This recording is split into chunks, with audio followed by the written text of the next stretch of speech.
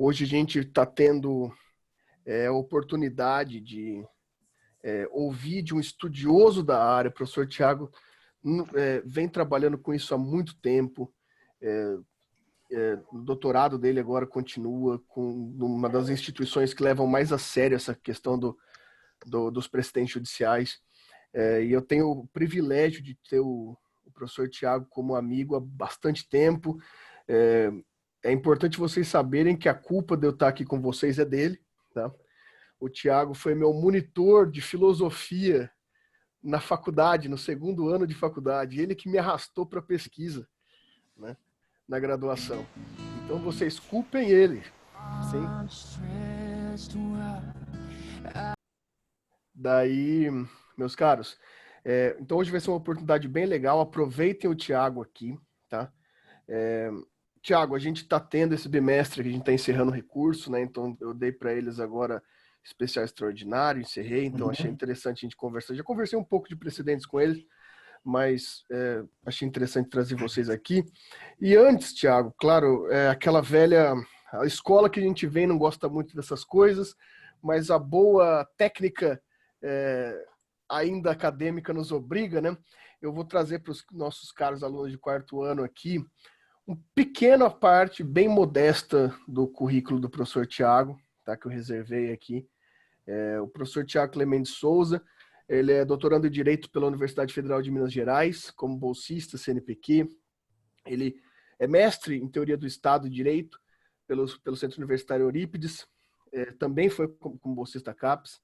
Ele é especialista em Direitos Humanos pela Faculdade da Universidade de Coimbra, em Portugal, por meio como bolsista Fórmula Santander, Bolsa de Mobilidade Internacional, bacharel em Direito também pela Univem, e pesquisador do grupo de pesquisa Constitucionalização do Direito Processual, dentre outros grupos. O professor Tiago já vem atuando na vida acadêmica há um tempo, já foi professor da Facida, da Unisalesiano, da Faculdade de Santo Agostinho, já foi professor substituto ali na Universidade Federal de Minas Gerais. É um nome muito importante para a gente da área, vem estudando precedentes judiciais há muito tempo, proximidade do Tiago com o Thomas Bustamante, que a gente já citou aqui algumas vezes, né? É uma proximidade muito grande, vem lendo na fonte essas questões. Então só tem que agradecer ao professor Tiago. Tiago, a palavra é sua hoje, você fica à vontade, e eu espero que os nossos acadêmicos de quarto ano aqui aproveitem você da melhor forma possível. Fernandão, muito obrigado, meu amigo. Para mim, primeiro falar que é uma alegria, assim, muito grande estar com você. Nós estivemos juntos há pouco tempo na aula da pós, né? Vamos trocar uma ideia, etc. Cara, assim, a primeira coisa que eu gostaria de falar é que, assim, é uma honra, uma alegria poder contribuir com um tema muito importante. Eu acho que se o direito ele tem algum tipo de promessa de segurança, estabilidade, eu acho que, de fato, os precedentes judiciais é o carro-chefe para se pensar isso. Mas antes da gente começar o tema, dizer que, na verdade, meu amigo, a responsabilidade de você estar aí como professor é exclusivamente sua, né? Eu lembro que, para mim, assim, como monitor, foi a minha primeira experiência, assim, numa vida acadêmica, já pensando a levar adiante a vida acadêmica, estava no último ano, quinto ano da faculdade. Eu lembro que estava você, o Alexandre, a própria Bia, empolgava, né? A gente, como monitor ali, ficava bem empolgado. Eu e o Caio fazia na parte da manhã, eu ficava na parte da noite. Então, para mim, que era uma honra estar com você lá, e depois a gente seguiu a vida juntos aí, estamos até hoje, então para mim é uma alegria. Bom, galera, então, assim, eu acho que o mais importante é a gente pensar... Eu vou trabalhar com vocês alguns conceitos. Assim, a apresentação, assim, ela vai ter basicamente duas partes, tá bom? A primeira parte é uma parte maior de fundamentação teórica, que eu acho que é absolutamente importante a gente pensar esses conceitos, porque senão a gente não consegue entender para que servem os precedentes judiciais. Eu não vou discutir historicamente o surgimento dos precedentes judiciais, porque isso também é uma construção que vai demandar muito esforço aqui, e precisaria de mais tempo para isso. Eu vou passar para vocês qual que seria a principal ideia dos precedentes judiciais, vou apresentar como que o Thomas Bustamante, entre outros teóricos também, como o professor Lenny Streck, vai fazer uma distinção entre precedentes judiciais, súmulas vinculantes, jurisprudência, coisa julgada com efeito erga omnes, entre outras. Depois eu vou trabalhar com vocês como que o novo CPC ele trabalha com uma ideia dos precedentes que não guarda nenhuma relação, ou pouca, nenhuma não, não ser tão rigoroso, não, mas pouca relação com os precedentes que são estabelecidos no sistema do common law, né? Do sistema de tradição, da não tradição romano-germânica. Mas aí pensar, então, como que o novo CPC ele traz isso, qual que era o objetivo do CPC ao trazer os precedentes para o CPC, para o novo sistema processual, e aí ver como que o STF, em alguma medida, eu vou pegar um caso, vem trabalhando essa ideia. Beleza? Então, basicamente, pessoal, a metodologia é essa. Galera, só falar um negócio para vocês. Ó. Isso aqui é um bate-papo, beleza? O professor Fernando me chamou, etc. Então, vocês fiquem absolutamente à vontade para fazer qualquer tipo de pergunta, consideração, questionamento. Pode me interromper, não tem problema algum. Beleza? O mais importante é que a gente saia daqui uns 40 minutos, mais ou menos 50 minutos, que vai ser mais ou menos o tempo da minha exposição, que vocês consigam compreender aquilo que eu estou dizendo. Se eu estiver falando grego, vocês podem falar, e eu paro, volto, a gente retoma e segue. Beleza? Eu vou compartilhar com vocês uma pequena apresentação que eu tinha preparado há algum tempo atrás e que, de fato, eu acabei utilizando essa apresentação durante bastante tempo. E que foi a discussão e a construção que nós desenvolvemos ao longo das pesquisas, porque o Thomas tinha publicado a tese de doutorado dele em 2010, que foi uma teoria geral dos precedentes judiciais. E aí, eu estava pesquisando, em 2012 comecei a fazer o mestrado, eu conheci o Thomas no congresso, e eu fiquei impressionado com a construção teórica que ele desenvolvia, e fui pesquisar, ver que ele estava pesquisando, ele trabalhava com teorias da argumentação jurídica. E aí eu fui pesquisar, e aí no grupo de pesquisa que eu faço parte, que o Fernando acabou de citar, Constitucionalização do Direito Processual, nós começamos então lá em 2012 a pesquisar precedentes judiciais.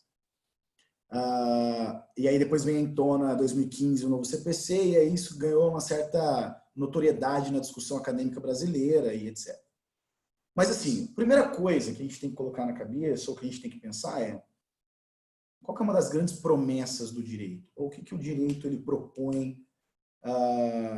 Estou dizendo isso, claro, né, na modernidade, pensar a formação do Estado moderno, pensar o direito como uma estrutura de um Estado liberal que busca uma certa previsibilidade, um certo controle.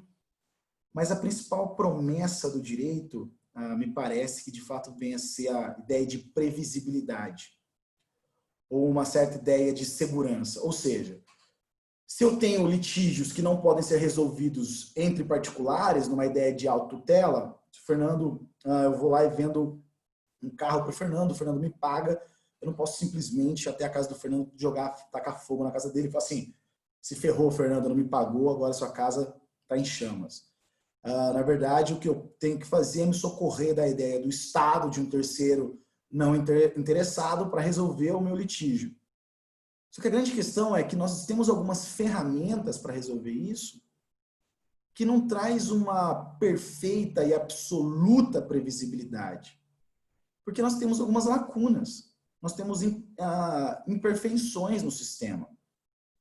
E eu gostaria de chamar para vocês uma regra muito simples, mas que gera uma certa celeuma, um certo questionamento. Presta atenção comigo na seguinte regra. No livro O Conceito do Direito, do Herbert Hart, ele está lá preocupado em saber qual é de fato o conceito do direito, o que é isso, o direito. E aí, ele, na tentativa de fazer uma distinção entre direito moral, sistemas pré-jurídicos, sistemas jurídicos, ele faz assim, ó. Imaginemos a seguinte regra. É proibido entrar na igreja com chapéu. É proibido entrar na igreja com chapéu. É uma oração, uma regra, é uma proibição. A pergunta que se coloca é, essa regra ela é absolutamente clara? Ela gera um campo pleno, um campo amplo de determinação que não implica em dúvidas? A princípio você fala assim, Thiago, proibido entrar na igreja com chapéu. Não existe nenhuma indeterminação em relação a isso. Eu consigo interpretar isso de forma clara, tranquila. Tá, mas a pergunta é, o que é uma igreja? será que igreja, quando ele quis dizer ali, era só aquela igreja clássica da tradição cristã, ou pode ser, por exemplo, um centro de candomblé? Um centro de candomblé, um centro de umbanda, um centro de quimbanda, uma loja maçônica, a salinha da minha casa onde eu celebro os meus ritos religiosos. Aquilo ali seria uma igreja? Então, quer dizer, eu ainda tenho um campo de indeterminação naquilo que aparentemente seria determinado. Certo? Previsível. Só que ainda tenho ainda mais nessa pequena oração. É proibido entrar na igreja com chapéu. O que é chapéu? Uma boina é chapéu. Um chapéu de boiadeiro é chapéu. Um boné é chapéu. Um gato na cabeça. Eu vi uma foto de um gato na cabeça de uma pessoa assim. Ela ficava andando com o gato na cabeça. Aquilo ali é uma cobertura. E aí nós temos, então, várias técnicas de interpretação. Temos técnicas de interpretação literal, finalística, teleológica e assim por diante. Tiago, mas o que essa ideia tem a ver com os precedentes? Tem uma relação muito importante. Porque é exatamente a ideia de não existir das ferramentas que o direito se apropria, como a linguagem escrita, falada, verbalizada, uma determinação plena, e que eu preciso, então, de outras ferramentas que não a própria lei, e da produção jurisprudencial, dos tribunais, dos advogados, das agências, órgãos reguladores. Nós precisamos dessas outras ferramentas e mecanismos para tentar trazer maior coerência e previsibilidade para o direito. Para que o direito ele possa cumprir aquela promessa lá, de quando ele foi, de fato, estabelecido, quando se pensou a ideia de Estado de Direito, rule of law, ou seja, de que há uma certa, que as ações humanas são limitadas e coordenadas a partir de um direito previamente estabelecido. Então, o que é importantíssimo a gente entender que os precedentes judiciais estão necessariamente ligados com a ideia de coerência, de isonomia de tratamento, de que todos os jurisdicionados, aqueles que se submetem ao próprio direito, aqueles que se submetem à aplicação do direito ao caso concreto pelo magistrado, pelo Poder Judiciário, ele vai ter, em alguma medida, uma mesma resposta. Ou uma resposta que seja determinada não pela vontade do juiz, não do que ele comeu no café da manhã, mas sim daquilo que está estabelecido no direito. E aí a questão é como eu determino isso, como eu defino o direito, como eu refino as ordens. E aí o trabalho dos precedentes exatamente nesse processo de refinamento do sentido do próprio direito. Gente, eu falei aqui de uma oração de uma regra que é básica. É proibido entrar na igreja com chapéu. E quando eu vou trabalhar, por exemplo, com direitos e garantias fundamentais? O que é dignidade da pessoa humana? O que é liberdade? O que é a igualdade? O que é liberdade religiosa? Qual é o princípio da presunção de inocência? O princípio da presunção de inocência, inclusive, ou da não culpa, é algo que a gente vai trabalhar hoje, que está intimamente ligado com os precedentes. Então, o que nós temos é que o sistema dos precedentes ele vem exatamente para tentar trazer algum tipo de previsibilidade. Alguém quer fazer um comentário, galera? Eu não sei. Será que meu áudio está saindo aqui ou não? Está saindo. Bom, o que nós temos, então, é que a ideia, então, de manutenção da coerência. Eu gostaria de resgatar com vocês. Então, se eu tenho que buscar coerência, o objetivo é previsibilidade e coerência, vamos pensar, então, daqueles estudiosos do direito, como que eles pensam a ideia de sistema, como eles pensam a ideia de coerência, para a gente trazer isso para o nosso mundo. Então, utilizando de obras como a Teoria da Norma Jurídica, do próprio Norberto Bobbio, que é um kelseniano de primeira categoria, um conceito normativo de coerência para uma teoria da argumentação jurídica é um alemão, Klaus Ginter, que está publicado na revista Doxa. A gente pode trazer duas ideias, então. A primeira ideia, isso saindo da obra do Bobbio de forma reflexa também do próprio Kelsen, a ideia de sistema é a ideia de existência de uma totalidade ordenada, ou seja, de que eu tenho alguma causa que gera um efeito e eu tenho uma relação de causalidade. Portanto, se eu tenho uma teia de aranha e eu toco numa parte da teia de aranha, todo o sistema ele é abalado. Existe um sistema, uma cadeia. Quando a gente fala, quer dizer, só vai observar de fato que há um sistema, a rede de aranha, porque se eu toco de um lado, todo ele responde. Portanto, há uma correspondência de correlação entre causa e efeito, portanto, há um sistema. O Kelsen vai dizer o seguinte, e aí eles pensando, né, o direito como um sistema jurídico, portanto, um sistema de causa e efeito, o Kelsen ele vai pensar a existência de um sistema que seja um sistema estático e um sistema dinâmico. Gente, isso é absolutamente importante para a gente entender como que o STF se comporta hoje. Presta atenção nisso aqui. O Kelsen vai dizer o seguinte, o sistema estático, ele funciona como se fosse um sistema dedutivo. Portanto, eu tenho uma premissa maior, com um valor, com uma determinação, eu tenho uma premissa menor, e aí eu tenho, portanto, um resultado da aplicação desse processo de subsunção.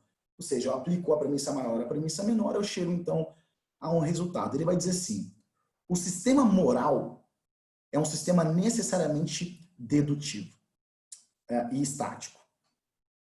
Ele vai dizer, o sistema moral é um sistema que é constituído por conteúdo.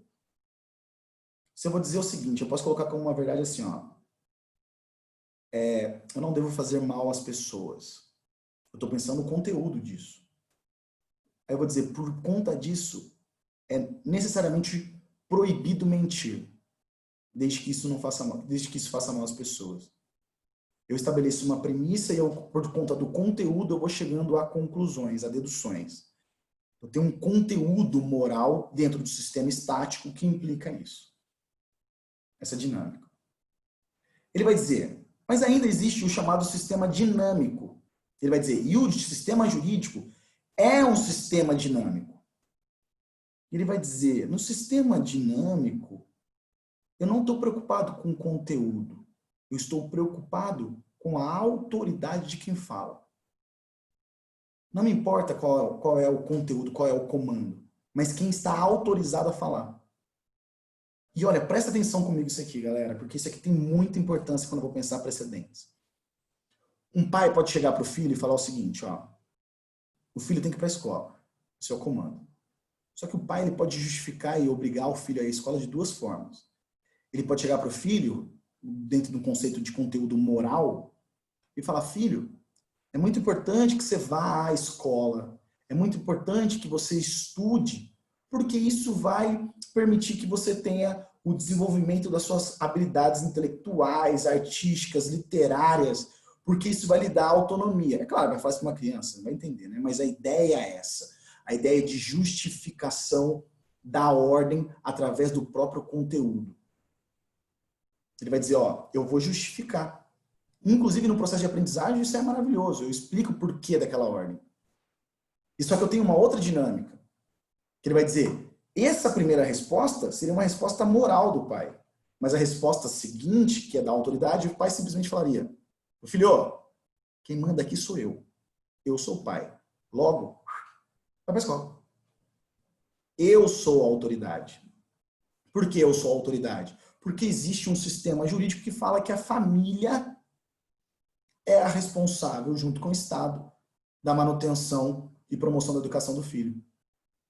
Veja, dane-se o conteúdo. O pai pode falar, não, porque é maravilhoso, porque é gostoso, porque é bom estudar, porque é ruim estudar, etc. Porque eu não quero mais você dentro daqui de casa, porque você já me encheu o saco na quarentena. Não importa o conteúdo. O que importa é que o comando da ordem se dá e se justifica pela autoridade de quem fala. O que o Kelsen vai dizer, então, dessa distinção entre sistema estático e sistema dinâmico? O sistema jurídico ele é um sistema dinâmico. Portanto, um sistema que é sustentado exclusivamente com base na autoridade e não no conteúdo. Meus caros, qual é o problema disso? O grande problema disso O grande problema disso é que quando eu vou trabalhar com precedente judicial, eu vou trabalhar com fundamentação de conteúdo, de justificação, para utilizar do conceito próprio Blinter, de decisão e justificação. Então, eu não tenho que basear a minha decisão ou o sistema jurídico exclusivamente na autoridade, como o STF faz. Ele vai lá e fala assim, quem é o guardião da Constituição aqui? Sou eu. Logo, eu vou decidir. Ele vai dar uma decisão hoje, falando qual é o conceito da presunção de inocência, daí 6 meses ele muda. E não importa o conteúdo. O que importa é que ele tenha a autoridade para fazer. E esse é o grande problema do sistema, da aplicação do sistema do precedente do common law para o nosso sistema jurídico de tradição romano-germânica. Porque no sistema da tradição romano-germânica, o que importa muito mais é a autoridade. É a autoridade de quem fala. Pessoal, quem que pode me ajudar aqui para pensar, por isso, só para justificar isso que eu estou dizendo, para falar que isso não é viagem? Porque muitas pessoas tendem a pensar que essas questões teóricas é mera perfumaria e que isso não tem nenhuma importância, mas só para vocês pensarem comigo. A Débora está por aí, com H? Está aqui, ó.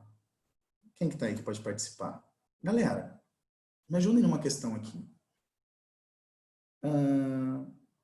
A decisão, a sentença judicial, ela tem quantas partes?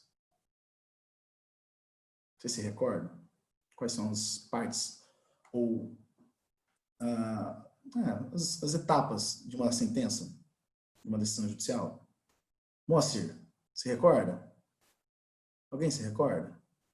Quais eram aquelas? Primeira parte é a parte do relatório, não é isso? Relatório, onde o juiz ele vai lá e vai narrar o que está acontecendo com o processo. Ele vai lá trazer, dizendo, a parte entrou com uma ação, o pedido de indenização por dano moral, alegou isso, XYZ, veio o réu e apresentou a sua contestação, na contestação alegou isso, um argumento modificativo, extintivo de direito, veio depois a parte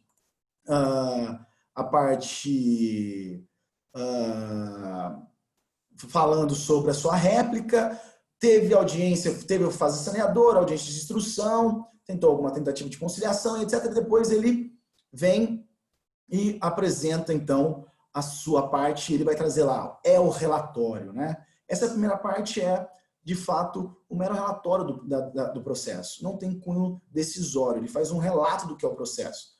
A segunda parte, não. Já a segunda parte, ele vem fundamentando. É a parte de fundamentação.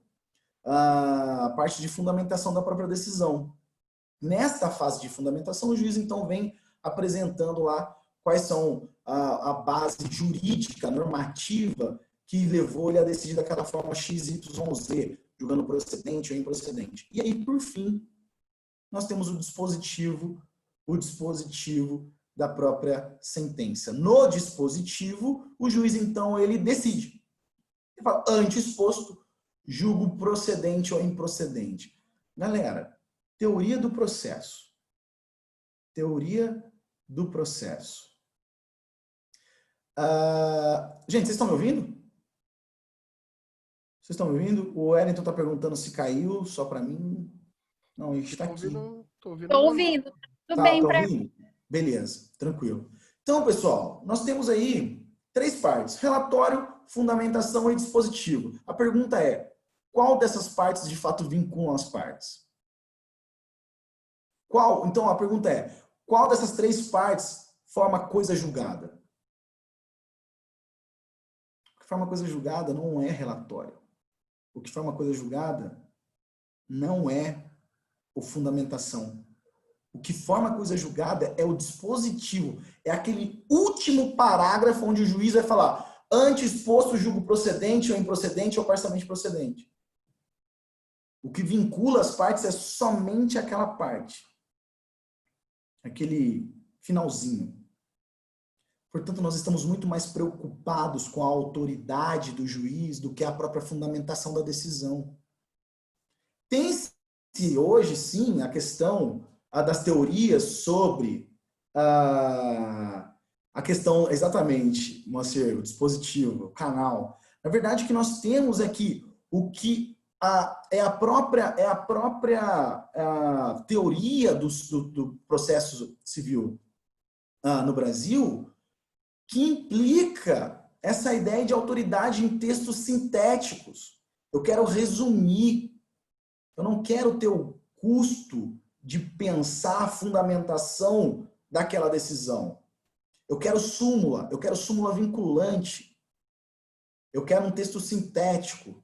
Eu não quero, de fato, fundamentações teóricas profundas que justificam.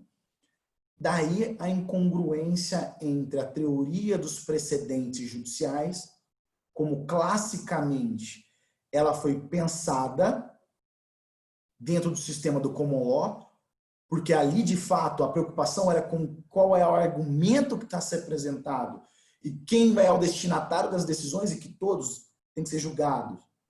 Todos devem ser julgados de forma isonômica, igualitária, e aqui no Brasil não. Aqui no Brasil nós estamos pensando exclusivamente numa ideia de autoridade do direito e de mecanismos ou de ferramentas que retirem o maior número de processos do próprio Poder Judiciário. Quer dizer, quanto menos processo dentro do Poder Judiciário eu tiver qualquer tipo de ferramenta que me permita julgar um monte de processos junto, eu utilizo. Porque o objetivo não é trazer maior coerência, mas o objetivo é reduzir o número de processos. Essa passa por uma análise crítica dos precedentes aqui no Brasil. Pessoal, então, vocês entenderam que existe uma relação séria e importante entre a teoria do sistema kelseniana. Gente, não é uma teoria do sistema do Luhmann, que é uma teoria dos sistemas rigorosa, beleza? O Kelsen está pensando se o direito ele é ciência, e aí a partir daí ele já se apropria da ideia de sistema. O que eu estou fazendo aqui é apresentando para vocês que essa ideia de sistema estático, baseado em conteúdo, e sistema dinâmico, baseado na autoridade, fundamenta e justifica muito da nossa dinâmica, muito da forma como o direito é pensado no Brasil, e esvazia, em alguma medida, a ideia dos precedentes. Beleza? Porque o objetivo dos precedentes é trazer maior coerência e segurança jurídica quando nós estamos diante, principalmente, de questões que geram incerteza. Tranquilo isso, galera? De boa? Ótimo, Moacir. Ótimo. Então, galera, aqui eu posso passar depois para vocês esse material aqui, tá? É só um PowerPoint, não é nem slide isso aqui, foi uma apresentação que eu fiz há algum tempo atrás. Bom, aqui, ó, isso também, gente, tem uma relação, muita relação, com algumas escolas ou com o desenvolvimento do próprio direito. No desenvolvimento do direito historicamente. Quando nós pensamos, por exemplo, sistema dedutivo, ou seja, de que eu tenho uma regra, uma premissa maior, uma premissa menor, uma conclusão, que o direito ele seria algo, de fato, hermético, fechado, e que a linguagem daria conta de resolver todos os problemas, porque nós tínhamos até então um direito que era baseado exclusivamente na vontade do rei, o senhor absoluto, o rei, aquele monarca absoluto, pré-revolução francesa, ele de fato dizia o que era o direito, de acordo com a sua vontade, com o que estava na sua cabeça. E aí então vem os burgueses, com uma vontade liberal também de controle, falam, vamos substituir a vontade do rei pelo aquilo que nós iremos estabelecer através do direito escrito. Só para vocês terem uma noção, qual que foi o primeiro código escrito surgido na França pós-revolução, gente? Não foi a Constituição, foi o Código Napoleônico, um código comercial escrito. E qual era a teoria que estava lá no direito empresarial, que vigorou no Brasil até 2002? Atos de comércio, que era de vincular e determinar de forma escrita todos os atos que seriam considerados como atos empresariais. Mas é a linguagem tentando amarrar todo o sistema. Mas é impossível, a linguagem não consegue dar conta disso. Já na jurisprudência sistêmica, já de cunho alemão, pensava mais a ideia de uma ciência empírica, o direito como uma ciência empírica da prática, portanto, o trabalho dos tribunais e assim por diante. O ordenamento jurídico com o sistema, pensando já a teoria positivista crítica do Kelsen, ele vai dizer, ó, beleza, nós temos um sistema, existem incongruências dentro do sistema, pensando, portanto, o sistema como norma jurídica, como conjunto de normas jurídicas, o ordenamento jurídico, e toda vez que tiver algum tipo de incompatibilidade, a gente vai excluir a incompatibilidade. E os precedentes vão estar no meio disso? Sim. Qual que é o objetivo dos precedentes judiciais? É tentar trazer maior coerência para tudo isso, trazer maior coerência para o próprio sistema jurídico. Galera, rapidamente aqui. Grandes problemas, tanto da teoria do positivismo crítico do Kelsen, quanto do positivismo jurídico de cunho sociológico do Hart, diz respeito aos resultados que essas teorias elas levam. Tem um amigo nosso, meu e do Fernando, que poderia trabalhar de uma forma muito mais aprofundada, porque isso foi tese do doutorado dele na Unicamp, o nosso querido amigo Alan Abin-Shahur, que é um grande teórico, um pesquisador de peso sobre o tema, mas basicamente o que a teoria kelseniana, que é muito importante, enquanto a teoria hartiana, eles desaguam num certo decisionismo, numa certa ideia de que o direito ele não vai, pelo fato de não se pensar conteúdo e moral, que são inevitáveis, ou que na verdade há uma conexão e que eu não tenho como estabelecer critérios racionais de controle sobre o que é moral. Quer dizer, o que é moral para mim é outra coisa que é moral para o Fernando, é outra coisa que é moral para o Moacir, para o Danilo e assim por diante. Ele vai dizer, a ciência do direito tem que ser excluída, portanto, desses elementos. Só que qual é o problema disso? Isso gera decisionismo. O juiz decidir de acordo com a sua consciência, de acordo com aquilo que ele acha que é justo. Ele decide de acordo com aquilo que ele acha que é correto. E os precedentes judiciais vêm exatamente para tentar, em alguma medida, retirar isso. Tornar o campo do direito mais determinável. Só para vocês terem uma ideia, gente, como isso gera loucura. Ou como o direito ele pode ter a própria ideia de ativismo judicial, entre aspas, aqui, ele pode levar o campo do direito a algo impensável. O Lênio, no livro Que é Isto, o Precedente Judicial, ele traz o exemplo do jogador Oscar, que ele jogou no São Paulo e jogou no Internacional, hoje ele joga na Europa. Eu não lembro qual time que ele está. Bom, mas qual que é a ideia? O Oscar, ele jogou no São Paulo, depois ele foi para o Internacional e tinha um contrato lá no Internacional e ele queria voltar para o São Paulo ou ir para a Europa. E o Internacional ou o Internacional de São Paulo, não me recordo exatamente, mas não importa isso, o que importa é que o time não queria assinar o encerramento do contrato, permitindo que ele, de fato, se mudasse para outra cidade. Portanto, ele estava preso juridicamente ao contrato. O que aconteceu? Seus advogados entraram com um habeas corpus. Um habeas corpus para questionar aquele contrato. Eles diziam o seguinte, que o habeas corpus é o remédio constitucional adequado para tirar a arbitrariedade no tocante à liberdade. E não necessariamente a liberdade física, mas qualquer tipo de liberdade, de impotência, e que ele estava tendo sua liberdade restringida. E aí, portanto, eles entraram com a HC. E pior, foi concedida a ordem. Teve a rescisão contratual com base num HC. A loucura é, historicamente, o HC foi pensado para essa situação. Esse remédio constitucional, de acordo com a tradição dos tribunais e da doutrina e da dogmática, não é pensar exatamente limites semânticos, práticos, pragmáticos para o próprio conceito de habeas corpus. Sim, a liberdade ela foi atingida em alguma medida. Mas a qualquer momento eu tenho meu direito à liberdade restringida em alguma medida.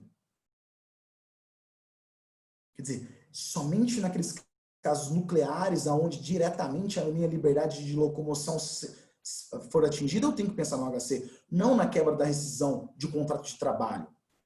A questão é, os precedentes, então, eles deveriam vir aqui exatamente para gerar um tipo de constrangimento dos tribunais, para não permitir essa loucura do direito ser qualquer coisa. Quando o tribunal vem e reconhece que o HC é possível nessa situação, sabe o que o tribunal está dizendo?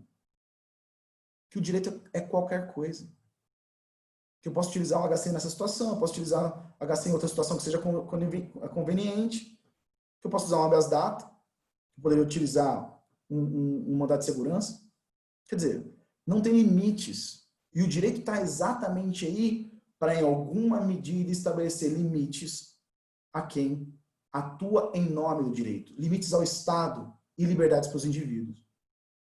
Então, os precedentes são estabelecidos ou devem ser pensados exatamente para trazer maior coerência. Esse exemplo do habeas corpus, do caso Oscar, é um exemplo de incoerência e que, de fato, portanto, o direito ele acaba não cumprindo aquilo que ele foi pensado. Foi contra o São Paulo. Ótimo, Elton. Muito obrigado. Pessoal, alguém tem alguma questão, alguma pergunta que gostaria de fazer? Mais uma vez, fiquem à vontade, tá bom? Fiquem absolutamente à vontade. Então,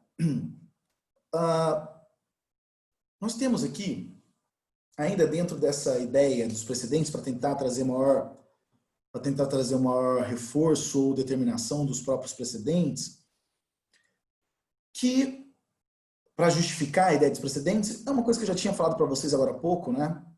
Que os precedentes, eles tentam trazer alguma medida, alguma complementação das indeterminações da própria linguagem. Então, lá ele vai tentar dizer, por exemplo, o que é um chapéu ou o que é uma igreja. Vamos imaginar aqui o próprio crime, o artigo 121 do Código Penal. Matar alguém, pena de 6 a 20 anos. O matar alguém, quem é alguém? Se eu pisar numa formiga ou matar um cavalo, eu estou praticando crime de homicídio? Não é uma vida que está sendo ceifada ali? Retirada? Mas por que não é vida? Porque ali eu tenho que falar de vida humana. Porque nessas situações eu tenho lá a prática de um crime da área de direito ambiental, né, no caso do cavalo, etc. E por que, por exemplo, matar uma formiga não é fato atípico? Porque ali não é crime? Porque a doutrina, porque a dogmática, porque a jurisprudência dos tribunais vem dizendo, não, ali quando o legislador criou o tipo penal do homicídio, ele estava protegendo a vida humana. E não só a vida humana extrauterina, aquela que está fora do útero materno. Porque ainda eu tenho o crime de aborto, que é da vida humana intrauterina. Portanto, existe todo um processo de refinamento desses conceitos. E o próprio precedente nos auxilia nesse sentido. Hoje, nós temos uma ideia do que seja o princípio da presunção de inocência, que não é possível prisão em segunda instância por conta de um precedente. Que foi construído de uma forma muito problemática, sim. Mas por conta de um precedente. De uma ADI. Então, o que nós temos, e também o HC do caso Lula, que jogou combustível no meio de tudo isso. O que nós temos é que o serviço, o trabalho dos precedentes, ele vem exatamente para tentar retirar essas indeterminações das chamadas cláusulas gerais e elementos indeterminados. Galera, eu recomendo vocês, assim, com toda a minha força, que vocês leiam o livro Império do Direito, do Ronald Dworkin, e Levando o Direito a Sério, onde ele vai trabalhar com essa ideia de coerência do sistema jurídico, mas principalmente quando ele vai trabalhar com a ideia do caso do romance em cadeia. Ele vai dizer que o direito ele tem que ser pensado a partir, como se fosse um escritor de uma novela. Um capítulo ele tem que ser escrito pensado a história anterior. Eu não posso simplesmente ir lá de um dia para a noite matar o protagonista que eu acabo com a história. Eu tenho que dar vida ao protagonista e permitir que ele desenvolva a história. O tribunal tem que pensar o direito exatamente dessa forma. Eu não posso simplesmente ir lá matar o mocinho. Eu tenho que dar espaço para que o mocinho ele possa se desenvolver. Então, pensar o direito como um romance, a tese do romance em cadeia, é pensar exatamente dessa forma. Amanda, os livros são Levando o Direito a Sério, que foi a primeira obra, e depois a mais importante não, uma das mais importantes é O Império do Direito. O Império do Direito desse senhor aqui, ó, Ronald Dworkin. Ok? O Império do Direito e Levando o Direito a Sério. Também tem a última obra dele, Justiça para Ouriços, ou para Porcupines, depende da tradução, Just for Hedgehogs. Isso. Também é uma obra importante, a última obra dele, escrita um ano antes dele falecer, que também é uma obra muito importante, beleza? Mas essas duas aqui trabalham com essa ideia da tese do romance em cadeia. Vale muito a pena. Então, o tribunal ele tem que pensar dessa forma. Ele não pode te gerar a fragmentação do direito. Se eu vou dar uma decisão, eu tenho que pensar quais foram as decisões anteriores. E vejam, gente, mais uma vez, tudo que eu estou trabalhando com vocês até agora, por exemplo, quando eu vou pensar a ideia de que não cabe HC nessa situação do caso Oscar, quando eu estou pensando aqui a ideia dos precedentes sobre o princípio da presunção de inocência, eu estou pensando no conteúdo. Eu não estou pensando exclusivamente pela autoridade do tribunal. É o STF que está falando, então se ele está falando, está tudo lindo, maravilhoso. Não! Eu estou pensando no conteúdo. Estou pensando qual que é o conteúdo dessas decisões e o que ela é em relação, como que ela se encaixa em relação à coerência do sistema. É possível perguntar as possíveis exceções de entrar com recurso em um caso que foi denegado o sistema dos recursos repetitivos, não é? Bom, vamos lá. Então, veja bem, ó, isso aqui é uma questão um pouco mais técnica, que vai passar pelo campo do processo civil, sobre quais são as situações que vão permitir entrar com recurso.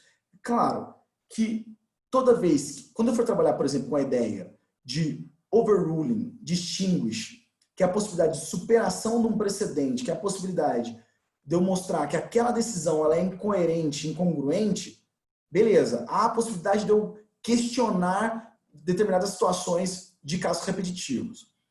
A questão depende do momento processual que você tem. Depende... O sistema do sistema dos casos repetitivos, ele foi pensado dentro do contexto dos precedentes judiciais, ele foi articulado para que se desenvolvesse dessa forma, mas com qual principal objetivo? Para eu conseguir julgar várias demandas, várias situações de uma única vez. Então, vou dar um exemplo para vocês aqui que está acontecendo agora. No Rio de Janeiro, existem muitos petroleiros que trabalham na Petrobras. No Rio de Janeiro, Duque de Caxias, e vai até na Bahia, Nordeste, etc. Só no Rio de Janeiro tem ativo hoje 80 mil petroleiros. 80 mil. E a Petrobras e a Petros, elas tomam algumas medidas que geram muitas demandas. Muitas demandas. E uma dessas demandas diz respeito à PLDL, que é uma participação dos lucros da própria Petrobras, e se isso é computado para fins de benefício da aposentadoria, do benefício da aposentadoria complementar da Petros. Bom, a situação é a seguinte. O escritório que eu tenho parceria, nós entramos com várias milhões, milhões não, né? Gostaria de ter entrado com milhões, mas não é o caso.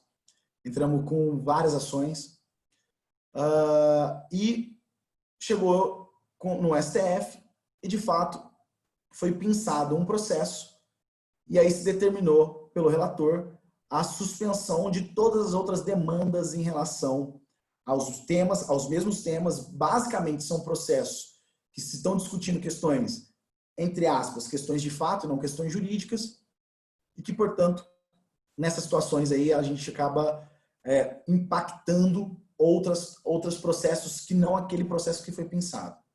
Então, vamos imaginar, tem lá 10 mil funcionários da Petros entraram com ação, um processo desses foi pensado, determinou a suspensão dos outros demais, né? Fez uma barreira em relação aos demais processos, todos os processos suspensos. Nessa situação, os interessados poderão atuar naquele processo principal. Mas a grande situação aqui é, se aquele processo que foi pensado, ele for julgado, transitou em julgado e determinou o efeito nas outras demandas, limitando pelo conteúdo, porque não tem como limitar pelos sujeitos, e transitou em julgado, tornou definitivo, essa questão é inquestionável. Eu não tenho mais como questionar essa possibilidade. Qual vai ser a tentativa de quem eventualmente foi atingido pela essa decisão, que é a decisão paradigma? Distingue. Falar, ó, o meu caso não é o mesmo caso que foi julgado pelo STF. Não é o mesmo caso que foi julgado pelo STJ. São casos diferentes. São circunstâncias fáticas distintas. Logo, se nós temos circunstâncias fáticas distintas, não tenho que aplicar esse caso, essa decisão paradigma, para o meu processo. Inclusive, não tem que ser suspenso. Quando deu a suspensão, você já tem que ficar meio alerta.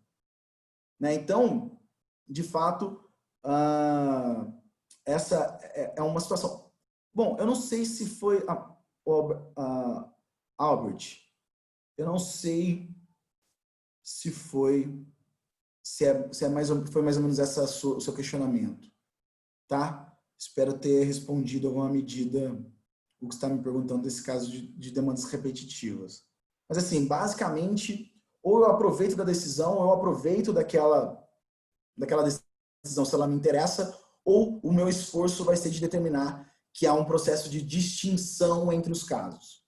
Falar, não é aqui, não, embora seja caso de participação dos lucros, a minha ação ela não é em relação a funcionário da Petros. O meu funcionário é do Banerj, por exemplo, do banco do Estado do Rio de Janeiro. E aí falar que são situações diferentes e, portanto, que não tem que se aplicar o precedente judicial. Deu para entender isso aqui, gente? Tá? Eu espero ter respondido a sua pergunta. Bom, gente, para gente caminhar, depois eu posso mandar isso aqui para vocês. Eu não vou ficar discutindo essa parte um pouco mais teórica, mas aproveitando a pergunta do Albert mesmo, eu vou trabalhar com vocês duas categorias que foram apropriadas pelo novo CPC, que é o overruling e o chamado distinguish. Né? O que seria o overruling? O overruling é a superação de um precedente. Então, o tribunal ele veio, deu uma decisão, aquela decisão ela de fato ela gera alguma incongruência com o sistema jurídico, ou ela gera uma situação de injustiça, ou ela gera uma situação que houve uma modificação de entendimento pelos tribunais e que, portanto, ela deve ser superada. Nessa situação, onde nós temos uma superação do precedente, nós estamos diante do overruling.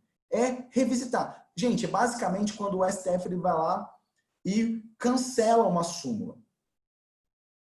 Se ele cancelou uma súmula, ele pode tomar duas medidas. Ele pode cancelar uma súmula, cancela uma súmula e fica quietinho, não fala nada, deixa que os tribunais vão trabalhar para tentar gerar um novo conceito e aí subir um entendimento, ou ele pode reeditar a súmula.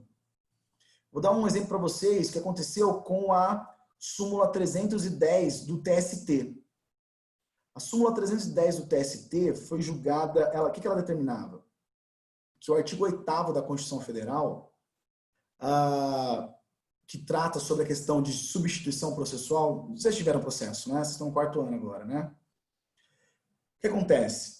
O sindicato, ele pode substituir o sindicato, quem está sindicalizado, não é isso? Então eu tenho lá o sindicato dos petroleiros, X. Ele vai lá, entra com uma ação, uma única ação, e atinge todo mundo que é interessado. É a chamada substituição processual. Eu não preciso nem de procuração de quem é sindicalizado. Basta ele estar na circunstância de sindicalizado para que ele possa ser representado no processo. É o caso de substituição. É a chamada legitimidade extraordinária. É um terceiro falando por mim. Vocês se recordam disso? Veio lá em 2003, o TST vem e fala, a súmula dizia o seguinte, que sindicato não pode substituir servidor. Não pode. Ele tem que ter uma lista de substituídos. Uma espécie de procuração, com o nome de todo mundo que vai ser atingido no processo. E aí ele vem em 2003 e cancela a súmula. Aí o pau quebra. Só que ele cancela a súmula, só que ele não reedita uma nova súmula, dando um novo entendimento. Ele atua com prudência. Ele fica quieto. Ele vai dizer, ó, deixa os TRTs aí, juízes de primeira instância, quebrar o pau. Quando subir recurso de revista, quando subir alguma coisa para cá, a gente trabalha em cima. E aí a gente chega a um novo entendimento. Em 2009, ele vem e forma um novo entendimento, de acordo, inclusive, com um entendimento que foi firmado pelo próprio STF. O STF vem, o Lewandowski foi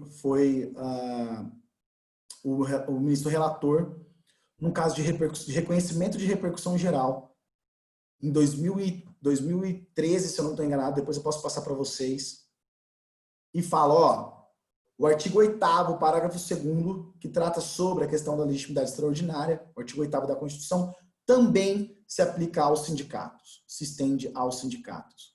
Então, o que eu estou querendo dizer para vocês? De 2003 a 2013, 10 anos, nós tivemos um campo de indeterminação,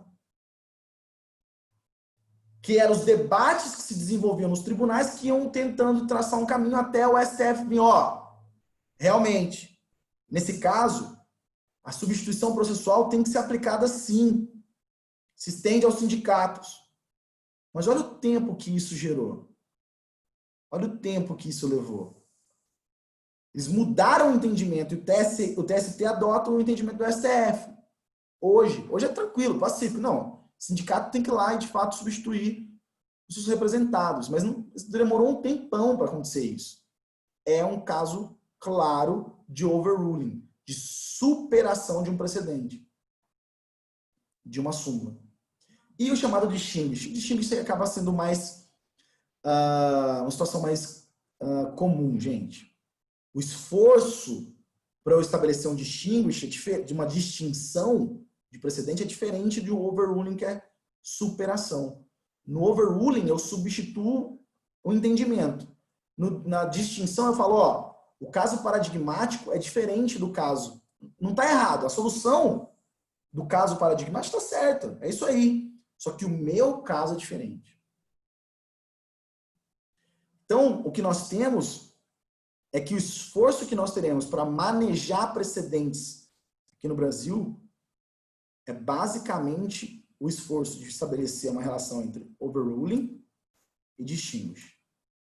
Gente, ficou claro? Deu para entender? Assim, eu só utilizei esse exemplo da súmula 310 do TST só para elucidar isso aqui, mas eu poderia pegar qualquer outra, tá bom, gente? É que assim, eu lembrei que agora que eu estava trabalhando com essa questão semana passada, mas é uma coisa assim que, quando a gente vai trabalhar com precedente, é basicamente esse tipo de esforço que a gente faz. Fechou? Alguém quer fazer algum comentário? Gente, e qual é ótimo, maravilha. A sinergia é tão grande, tá vendo, Moacir, que acaba complementando mesmo, é assim. O que nós temos, que basicamente o precedente, ele possui dois elementos. O primeiro elemento é chamado ratio decidendi, que é a parte mais importante do precedente, que é a razão de decidir, ou os motivos determinantes. Se eu retiro da decisão essas razões, o precedente ele deixa de existir. E nós temos ainda a chamada, ótimo, maravilha, a chamada obter dictum. O que seria obter dictum? São os argumentos acessórios. Então, gente, a ratio decidendi é composta por indicações dos fatos relevantes. O juiz vai falar quais são as circunstâncias que determinam uma relação entre um processo e outro. Ou, o caso que eu estou julgando aqui é o caso dos sindicatos. E não de associação. E não de ONG. E não de outras entidades. Eu estou falando de sindicato. Então ele vai falar, sindicato, vai trazer o histórico do sindicato, etc, etc. Qual que é a formação ou qual que é o objetivo do sindicato, que não guarda relação com associação, não guarda relação com ONGs, entre outras pessoas jurídicas. E aí ele vai trazer depois o raciocínio lógico jurídico. Qual é a fundamentação? Em base em qual normatividade, com base em que ele está decidindo. Se nós estamos falando que nós vivemos um Estado de Direito, que deve guiar a mão do juiz, é de fato conteúdo normativo. E, finalmente, a decisão. Porque ele decidiu anteexposto, que seria o dispositivo. Então, o precedente ele é composto por esse corpo. Fatos relevantes, raciocínio lógico e jurídico e juízo decisório. E aí eu tenho os chamados obter dictum, que são os argumentos acessórios. Gente, uma decisão judicial, quando, por exemplo, vai trabalhar com essa ideia de substituição processual, que é o caso do sindicato que eu acabei de trazer para vocês, ele não vai simplesmente falar que legitimidade extraordinária, não, beleza, que se aplica ao caso do sindicato. Ele vai trazer lá, por exemplo, que eu acabei de falar para vocês, o histórico do sindicato. Só que se eu tirar a história da formação do sindicato, eu ainda tenho a decisão? Tenho. Ainda eu tenho fundamentação da decisão? Tenho. Eu consigo justificar a decisão? Sim. O que importa é falar que ali é sindicato, que se aplica o artigo 8º e que, portanto, tem que permitir a substituição processual. Esse é o argumento principal. Mas ele pode divagar no processo. Ele pode trazer argumentos acessórios. Ele pode citar jurisprudência. Jurisprudência tem caráter obrigatório? Não. Toda decisão tem que ter jurisprudência? Não. Mas se tiver, ela auxilia na fundamentação. Essas são as chamadas obter dictum, que são os argumentos secundários ou argumentos acessórios. Então nós temos ratio decidendi, que é o elemento principal dos precedentes, e obter dictum, que são os argumentos acessórios. Aqui, gente, como eu já acabei de falar para vocês, distinguish. Eu tenho que ter semelhanças fáticas, eu tenho que analisar ratio decidendi, analisar, então, os argumentos principais, e não havendo semelhança, será aplicada o distinguish. Na verdade, assim, havendo semelhança, aplica-se o distinguish, não havendo semelhança, objetiva, não será aplicada o distinguish.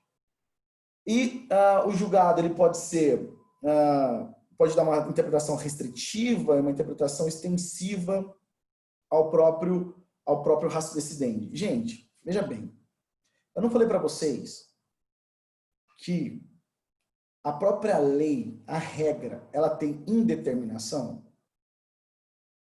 Caso simples lá que eu falei para vocês. É proibido entrar na igreja com chapéu. Quer chapéu? Quer igreja? Aí qual que é a tentativa? De tentar reduzir essa indeterminação, não é isso? E a proposta que eu estou colocando para vocês é, vamos utilizar precedente. Só que o precedente não é escrito também. Então ainda persiste, existem ainda indeterminações, existem ainda situações de insegurança, mas é uma tentativa de tentar refinar.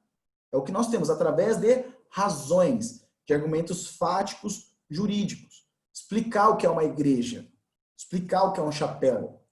E aí eu posso ampliar ou reduzir o próprio conceito do quais são os argumentos principais. Não é tão simples assim. Isso é todo um processo de interpretação que vai depender, de fato, como que se desenvolve o processo. Aqui, gente, razões que justificam a substituição de um precedente.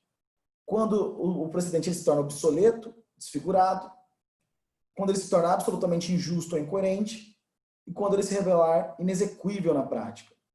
Tem um exemplo clássico de uma decisão na Inglaterra que está no livro do Dworkin, se eu não estou enganado. Não, isso está no livro, chama Interpretation Institutions, do Sustain do Vermoer. A interpretação em instituições. Quando ele vai falar sobre a questão da possibilidade das agências fazerem interpretações mais do que os tribunais, irem para além do texto. E ele vai dizer o seguinte, na Inglaterra, teve uma decisão que, durante uma guerra civil, que proibia as pessoas derramarem sangue na rua. Quem derramar sangue na rua ia ser preso, a prisão grave, etc. E a pergunta era, mas e o médico? Que precisa fazer um procedimento cirúrgico no meio da rua e vai precisar derramar sangue na rua? Ele tem que ser condenado também? Ele tem que ser punido? Gera uma situação de inaplicabilidade ou de injustiça em casos que não foram pensados. É claro, o legislador estava pensando ali na situação de quem? De quem está matando o outro, né? Ceifando a vida de forma exatamente. A aplicação de um silogismo categórico. Quer dizer, não está pensando a própria finalidade da regra. E aí, nessa situação, eu tenho uma situação de incoerência ou de injustiça da aplicação do precedente. E aí permite-se, então, a sua superação. Gente, aqui no texto tem uma parte importante falando sobre o giro linguístico e como que o Lênin Streck vem trabalhando isso, teorias da argumentação. Eu vou deixar isso para vocês. Eu posso depois mandar esse conteúdo aqui para o Fernando para que vocês possam entender depois. Beleza? Fazer uma leitura e eu fico à disposição de vocês para responder. Só um detalhe importante aqui. Indo já para a terceira etapa da nossa apresentação. Nós temos tempo ainda, Fernando? O Fernando saiu aí. Temos sim. Temos, maravilha. Então, rapidamente, pessoal, para depois a gente ir para o novo CPC. O que nós temos é o seguinte, ó. Existe uma diferença, uma distinção que pode ser estabelecida entre precedente judicial e jurisprudência? Alguém se arrisca a fazer essa distinção entre precedente e jurisprudência? O que seria um precedente e o que seria uma jurisprudência? Qual que seria a distinção entre eles? Tem capacidade de responder isso, hein? E ó que eu vou citar nomes. Vocês não... Aí, tá vendo? Galera, basicamente, o precedente judicial, ele faz referência a um único caso. A um caso paradigmático. As razões daquele caso. Aos argumentos daquele caso. Já a jurisprudência é a formação, é a construção histórica contínua de uma tese a partir do trabalho dos tribunais. Exatamente isso, Albert. É um conjunto de decisões, uma série de decisões. Ao passo que o precedente judicial é uma decisão. Uma única decisão judicial. Nós temos o precedente como um critério de decisão, ou seja, ele tem força normativa dentro do sistema do common law. E aqui ele é o precedente, a jurisprudência, ele é meramente persuasivo. E veja bem, gente, é muito comum quem atua, quem advoga, quem faz estágio no escritório de advocacia, ou mesmo no Ministério Público, ou mesmo no gabinete de juiz, quando você está fazendo a peça lá, quando você está fazendo lá a fundamentação, fazendo a cota do Ministério Público, etc., você cita, exato, Moacir, jurisprudência como interpretação majoritária, também, essa é a ideia. Você cita uma decisão, você pinça uma decisão do tribunal e fala, ó, esse aqui é a jurisprudência do tribunal. Ou você cita errado ainda, fala assim, segue jurisprudências do tribunal. Não, não é jurisprudências, é jurisprudência, porque a jurisprudência é o entendimento prudente do tribunal. Então, o conjunto de decisões formam a jurisprudência, que seria a tese, o entendimento majoritário do tribunal, para utilizar a expressão aqui do Moacir. Uma interpretação majoritária.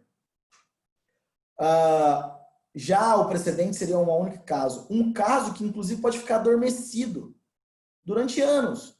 E depois ele ser citado. E, de fato, ele se transformava num paradigma de referência. Sendo redundante, né? Num paradigma.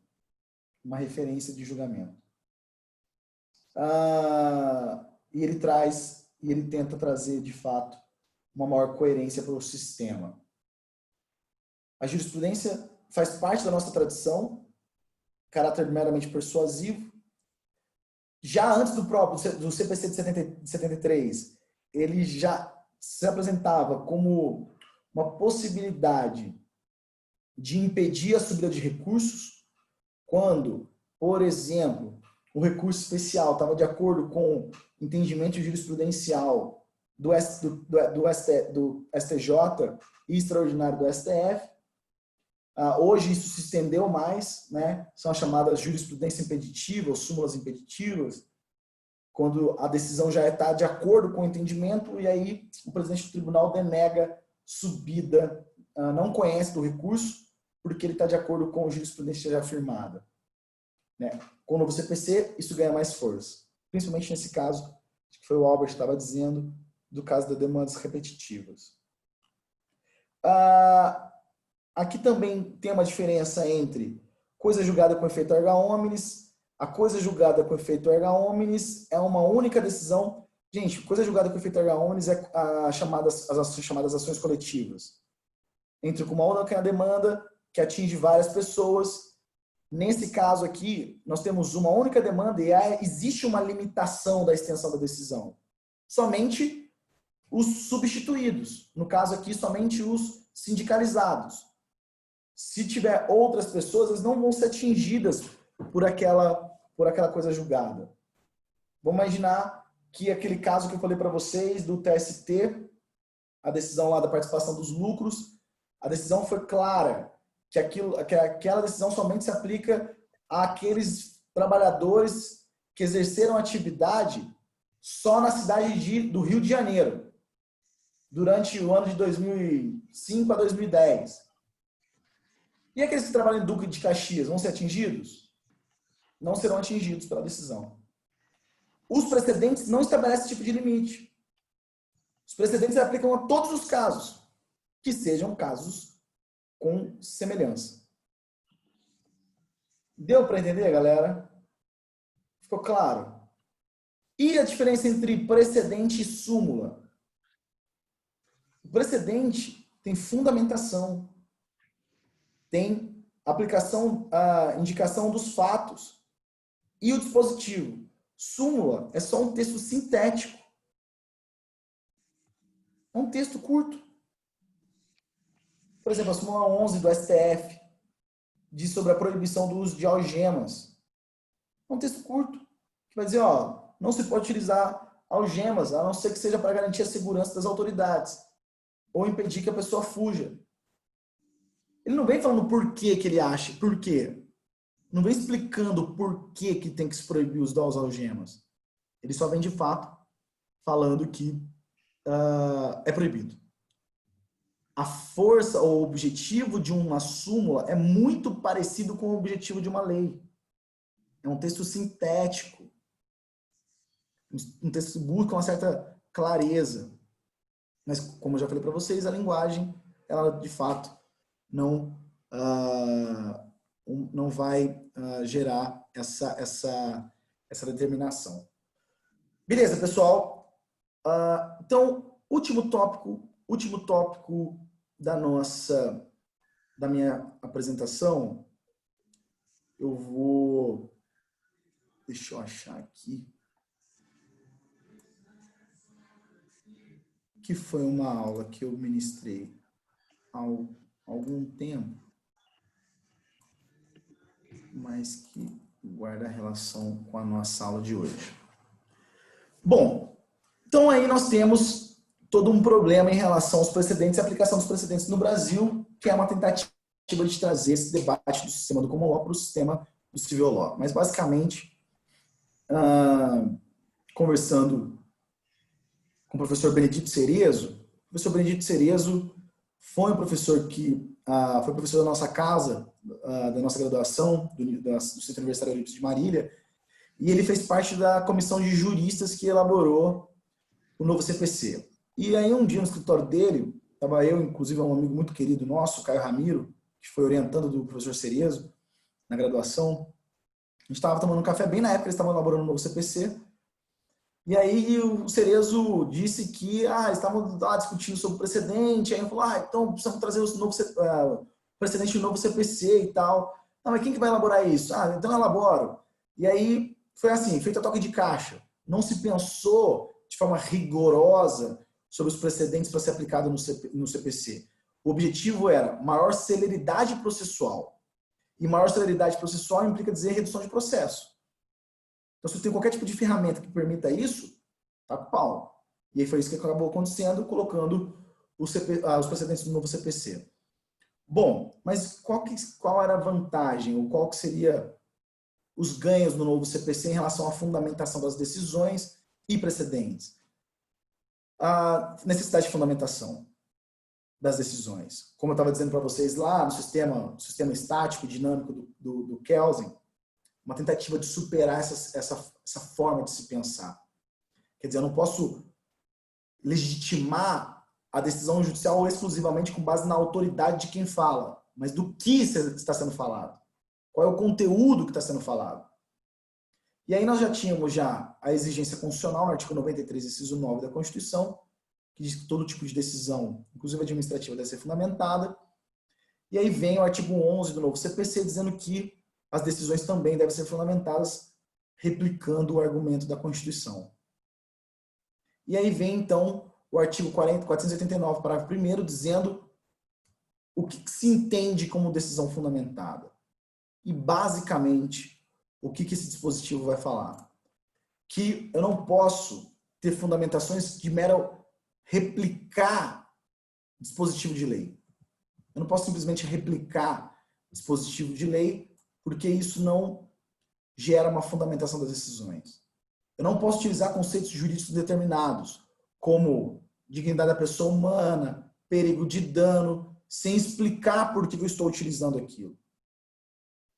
Eu não posso ter fundamentação padrão, como o indeferimento da tutela de urgência. Não estão presentes aqui nem a verossimilhança das alegações, nem o perigo de dano, então está excluído. Não, tem que falar por que não está presente.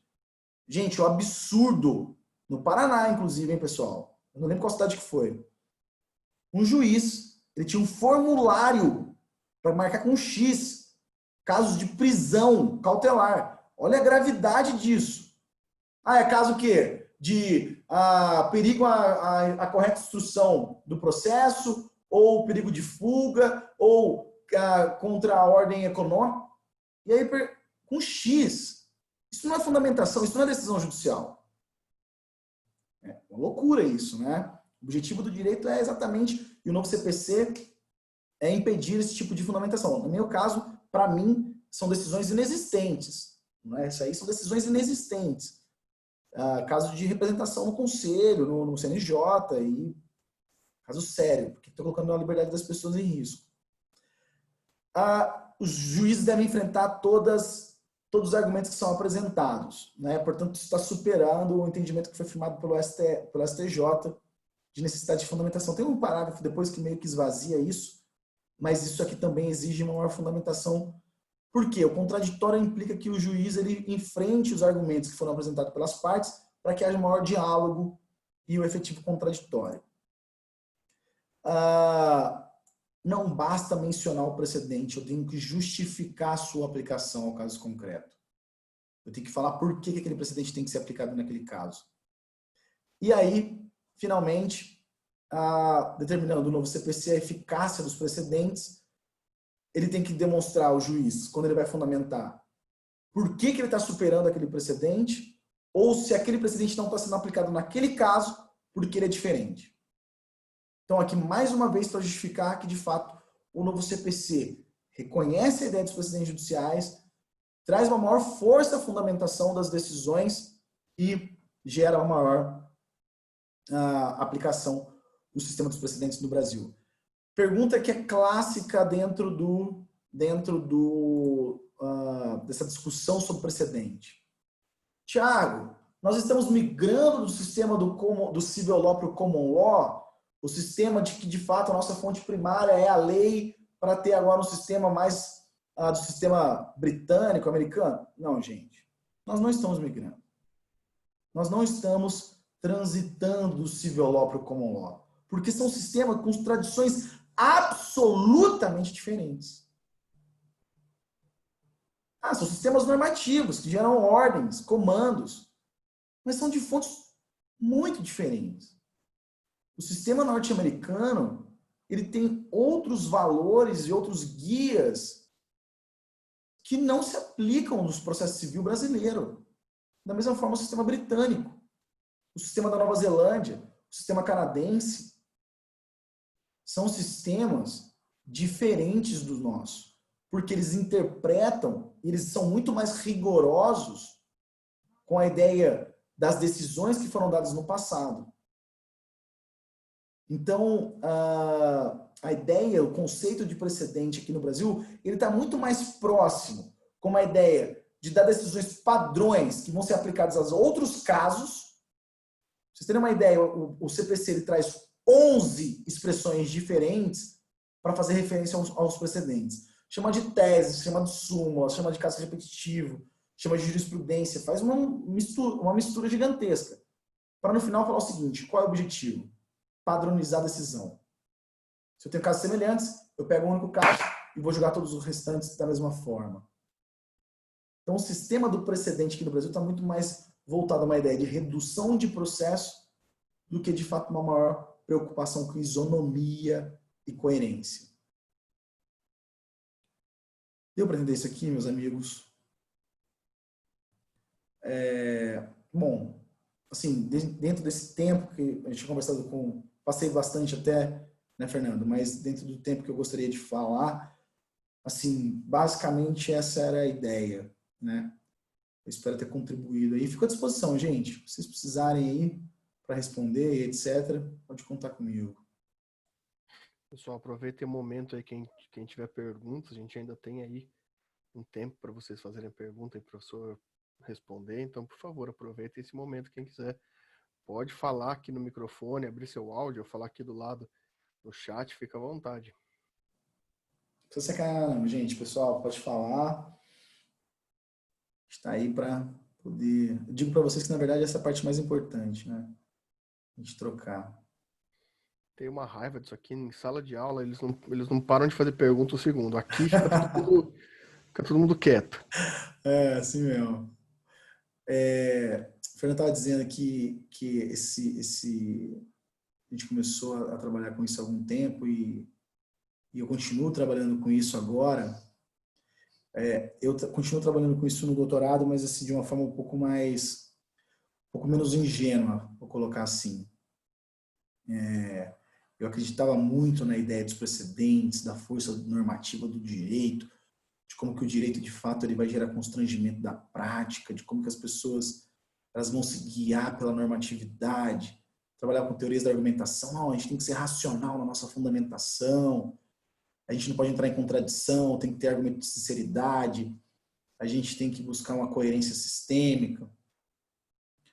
E aí a gente começa a observar que a prática, de fato, ela implica uma outra coisa, né? E tem muita gente, assim, com certeza vocês já ouviram falar de alguém falando assim: eu fiz direito sim. Mas o direito é muito injusto, ou o direito ele gera muita insegurança, então abandonei o direito. Eu não acredito no direito. O que eu tenho percebido, na verdade, é que essa promessa de previsibilidade plena, de segurança e de de que há uma possibilidade de fazer um controle do futuro através da mera normatividade, do próprio texto, gente, isso é impossível. Isso é impossível por conta da nossa condição humana, da imprevisibilidade das nossas próprias relações, e também porque quem julga e quem cria a lei são órgãos políticos. E não é ruim que o STF seja um órgão político. Não estou dizendo um órgão político partidário. Eu sei que às vezes isso soa um pouco incoerente, né? O que eu estou querendo dizer é que ele está ali no jogo. O STF ele vai atuar. Quando ele foi lá, por exemplo, e reconheceu o casamento homoafetivo, o casamento entre pessoas do mesmo sexo, que foi uma das grandes decisões do STF nos últimos 20 anos, que muita gente bate palma para aquela decisão, eu bato palma para aquela decisão de reconhecimento de grupos minoritários, ou mesmo a questão da demarcação de terras indígenas. O que nós temos é que o STF estava ali jogando. Você acha que o STF, quando ele deu aquela decisão, você acha que eles não estavam preocupados também com o capital político deles, de como que a sociedade ia reagir com aquela decisão? E quando ele dá aquela decisão permitindo que pessoas sejam reconhecidas na sua igualdade, independentemente de com quem elas se relacionam, ele estava atuando politicamente. Mas ele não estava necessariamente levantando a bandeira de um partido XYZ. E o que eu quero dizer com isso é que quando a gente vai trabalhar com precedente judicial, a gente gera uma certa instabilidade, porque os órgãos jurídicos eles atuam no meio dessa estrutura do desenho institucional que gera instabilidade. E o direito é isso, e o maravilhoso do direito é exatamente isso também, pessoal. Né? Deixa eu ver aqui, a Isabela mandou, professor, eu tenho uma questão quanto ao precedente com efeito vinculante. Beleza. Me corrija se estiver errado, mas precedentes nem sempre possuem efeito vinculante. Ótimo, exatamente. Quando falamos do efeito vinculante, estamos falando de uma instituição que decide que determinado precedente é vinculante. Isso não prende o STF a uma criação legislativa? Maravilha, maravilha. Essa pergunta também é uma pergunta muito importante. Então, veja bem, quando nós trabalhamos com precedente, a gente tem duas categorias, basicamente. Os chamados precedentes persuasivos, que são precedentes que eles buscam dar algum tipo de fundamentação, mas que essa fundamentação era meramente de argumentação. É uma fundamentação de auxílio, de justificação da decisão. Lembra que eu estava falando para vocês de ratio decidendi e obter dictum, ou obter dicta, que são argumentos acessórios? Quando eu estou diante de obter dicta, eu estou diante de precedentes que sejam meramente persuasivos. Gente, o caso clássico de controle de constitucionalidade no sistema norte-americano, o sistema difuso, o caso Marbury versus Madison, a questão do controle era uma questão acessória. Eles estavam discutindo lá os limites do poder executivo. Se o poder executivo, qual era o limite de atuação do poder executivo? Se ele poderia exonerar funcionário público ou não, e etc. E aí a questão era, mas no final das contas, o poder judiciário ele pode controlar isso? Ele pode controlar os atos do executivo, de acordo com a Constituição? Então, nós temos argumentos acessórios. Bom, Isabela, a questão é a seguinte, nós temos duas formas de estabelecer, e a sua pergunta ela é tão importante que justifica o que eu estava dizendo sobre por que nós não estamos migrando do sistema do civil law para o common law. Como que funciona no sistema de tradição do common law anglo-saxã? Eu tenho uma decisão, essa é uma decisão paradigmática, e ela acaba sendo citada por várias outras decisões até ela ganhar um corpo vinculativo. Ou seja, a tradição, quando eu falo common law, o direito dos comuns, ou o direito da tradição, é o direito da tradição dos tribunais. Como os tribunais vêm julgando. Então, aqueles casos, eles foram sendo tão julgados, tão citados, que ele acaba, por conta dessa persistência da citação, ele acaba gerando efeito vinculante. Ótimo. E no precedente Tupiniquim brasileiro? Não é essa necessidade de coerência, e, portanto, de citar sempre aquele precedente, que gera vinculação. Aqui no nosso sistema, sabe o que é? A lei que vai falar. É o caso que o Albert acabou de colocar para a gente. Do caso aqui de demandas repetitivas. Pergunto a vocês, dentro do sistema decisório, teria necessidade da Constituição, do CPC, no artigo 10, portanto, no começo do código, lá no 486, falar que a decisão tem que ser fundamentada e que não basta citar dispositivo? Porque isso faz parte do próprio ato de decidir. Eu tenho que justificar minha decisão, principalmente que eu estou limitando o direito das pessoas. Não, mas vem o CPC confirmando aquilo que estava na Constituição. Então, Isabela, no nosso sistema, quem vai determinar se aquele precedente é vinculante ou não, primeiro é o Código de Processo Civil. Ele vai dizer, cabe ao STF determinar quando que tem repercussão geral. Portanto, se aplica a casos semelhantes. Cabe ao STF falar quando que é a demanda repetitiva. Cabe ao presidente do tribunal falar quando aquele processo ele não pode subir porque ele está de acordo com jurisprudência das cortes. Mas quem que dá essa ordem? Quem que dá essa autorização? É a lei. Então, a autorização no nosso sistema é a lei. No sistema do common law, é o próprio decidir. São os próprios tribunais. Quem criou o caso Madison versus Marbury? Foi a Corte Constitucional norte-americana. E quem que aplicou o caso Madison versus Marbury? A Corte Constitucional norte-americana. Não tem um Código de Processo Civil falando que a Corte Constitucional norte-americana vai poder criar. A autorização é diferente.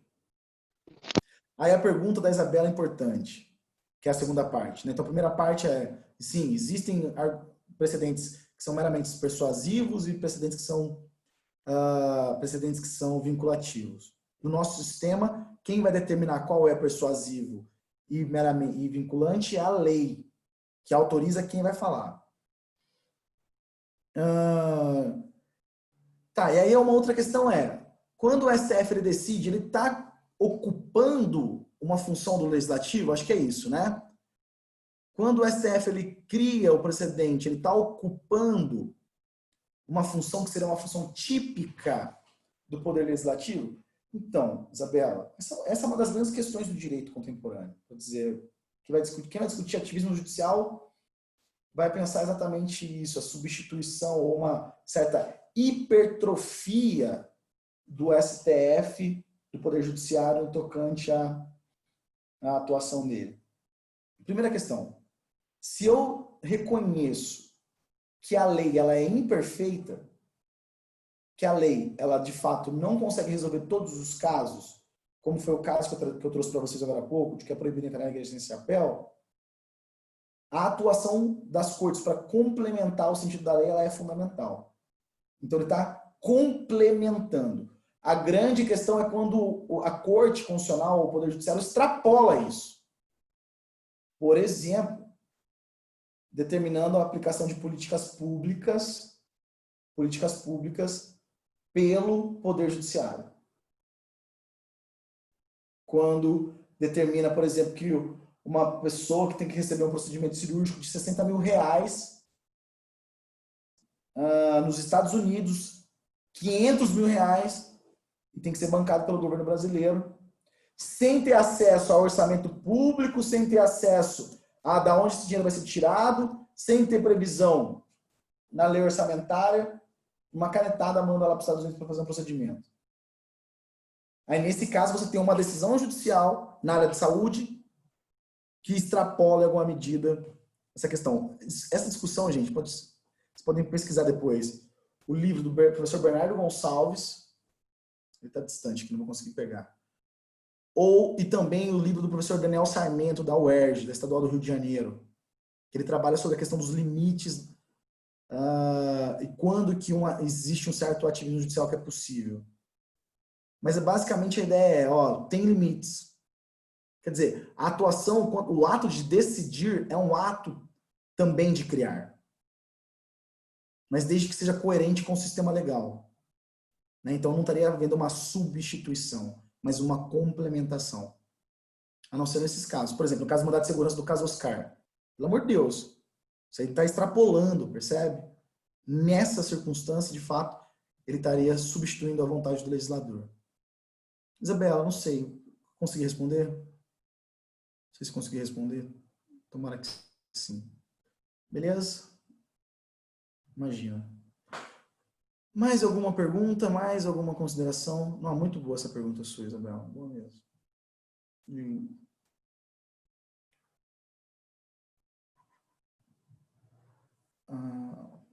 Valeu, Zaqueu. Imagina, vai lá. Até mais, meu amigo. Estou à disposição, viu?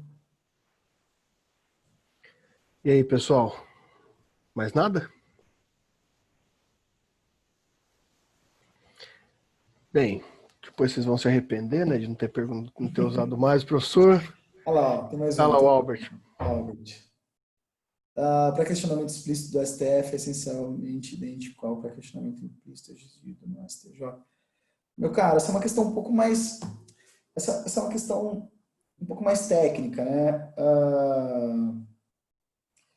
Veja bem, quando pré-questionamento é uma exigência, uma condição de exigibilidade de recurso que está explícito, né? Na verdade, assim, ele é uma exigência para reconhecimento, para admissão do recurso especial, e embora não esteja previsto expressamente como exigência do recurso extraordinário, jurisprudencialmente isso vem se exigindo o esgotamento de instância. Por quê? Porque a Suprema Corte, né, o STF, ele é um tribunal superior, não é uma corte constitucional, porque ele não se resume a apreciar questões constitucionais. Assim, mas essencialmente idêntico, meu caro, eu não diria que é essencialmente idêntico. Porque, veja bem, qual que é a diferença de pré-questionamento implícito e explícito? O pré-questionamento explícito é aquele que eu provoco mediante, por exemplo, o manejo de embargo de declaração. Eu vou lá e falo, ó, eu estou questionando essa matéria de ordem legal ou constitucional e, portanto, ela precisa ser apreciada. Já foi apreciada lá atrás. Eu quero que você fale aqui, Tribunal ACO, porque lá em cima eu vou questionar. O pré-questionamento implícito é aquele que eu não manejei os embargos de declaração, mas ao longo do processo eu ventilei a questão e ela foi apreciada. Alguns vão dizer, inclusive de forma reflexa. Eu não preciso necessariamente que tenha uma manifestação direta, mas se de forma reflexa ela foi indeferida ou deferida, também permite. Tem se admitido cada vez mais o pré-questionamento implícito nos recursos especiais e, claro, o STF ele sempre vai tentar limitar cada vez mais a subida de recurso. Então, ele vai exigir o pré-questionamento explícito como cláusula de barreira. Então, meu caro, não diria que é essencialmente idêntico. Não, são diferentes. São diferentes e que exigem, de fato, qual é o objetivo principal? Esgotamento de instância. Quer dizer, só vou, de fato, levar ao questionamento das questões, ainda que seja de legalidade ou inconstitucionalidade, só depois que isso foi apreciado pelas instâncias inferiores. Beleza? Albert, eu não sei. Espero ter respondido. Tiago, é importante, eu sempre alerto eles, desde o ano passado, né? Ano passado eu dei filosofia para eles, quando eles estavam no terceiro, reservei um bimestre inteiro para a gente falar de teoria da argumentação, né? Daí esse bimestre também agora em recursos, insistir nessa história, porque aquilo que você falou no começo ali, agora há pouco, quando você terminou sua fala é importante, não entender o que é esse sentido, isso aqui não é uma teoria. Muita gente, a gente começa a apresentar esse tipo de teoria e acha, não, na prática eu aprendo isso daqui, né? Na prática não se aprende nada disso daqui, muito pelo contrário. O debate é tão grande, agora você comentou da ideia de politização do STF. Politização, de fato, não é um problema para o guardião da Constituição, o problema é como ela é feita e quais são suas intenções, né? Eu já citei para eles aqui algumas vezes, porque eu realmente fico revoltado. Tem aquele livro recente do final de 2019, do final de 2018, do Barroso, Judicialização da Vida, né? Que ele afirma que o STF é o iluminista do Nossa, tempo assustador. moderno. É terrível a gente pensar numa coisa dessa, né? E, de fato, é pela mera ideia da autoridade. Ou seja, quando a gente fala de precedentes, eu também concordo com você, não acredito mais que os precedentes sejam a salvação, né? Mas ainda é uma tentativa da gente manter instituições, né? Isso que é importante discutir. Por isso que eu quis trazer você mesmo aqui, porque eu sei que você trata com muito carinho essas ideias, né? E você vai ver, né? Esse pessoal aqui, daqui a pouco eles vão começar a me mandar pergunta aqui, daí eu vou mandar todas as perguntas para você responder para eles. Tá? Mas, Thiago, eu só tenho que te agradecer. Muito obrigado. Foi excelente, como sempre foi. Agradeço muito mesmo, tenho certeza que foi muito proveitoso para todo mundo. A gente está à disposição aqui, a faculdade sempre está de portas abertas para você sabe disso. Sempre que você precisar. Conto muito com você, conto muito com nós, com a nossa liga formada ali, com todos nós ali, e a gente com sempre a cabeça de fazer uma graduação em Direito séria, do ponto de vista teórico, né? Não um tecnicismo, essas ideias concurseiras esquematizadas, né? Esse sempre vai ser nosso objetivo e é para isso que a gente está aqui. Então, só tenho que te agradecer mesmo. Muito obrigado, Thiago. E eu espero que a gente se encontre mais vezes. Fernando, cara, deixa só falar uma questão assim. Na verdade, eu queria falar para os nossos amigos. Eu dou aula, comecei a dar aula em 2012,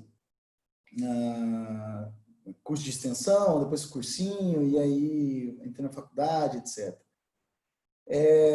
E assim, depois eu fui dar aula no Mato Grosso, fui dar aula em Lins, fui dar aula em Minas, e conheci muitos colegas, muitos professores, etc. E assim, uma das experiências mais enriquecedoras que eu tive da minha vida pessoal e vida profissional, foi a manutenção de relações de amizade verdadeiras com pessoas como o professor Fernando, com o professor Giovanni, com o professor Caio, com o professor Alan, professor Herrera, que são pessoas absolutamente dedicadas, empenhadas e que, mais do que tudo, gente, que pensam o direito não a partir da pompa do direito, mas do que é sério do direito. Pensar o direito de forma de uma forma muito mais minuciosa e pensar o direito de forma muito mais séria.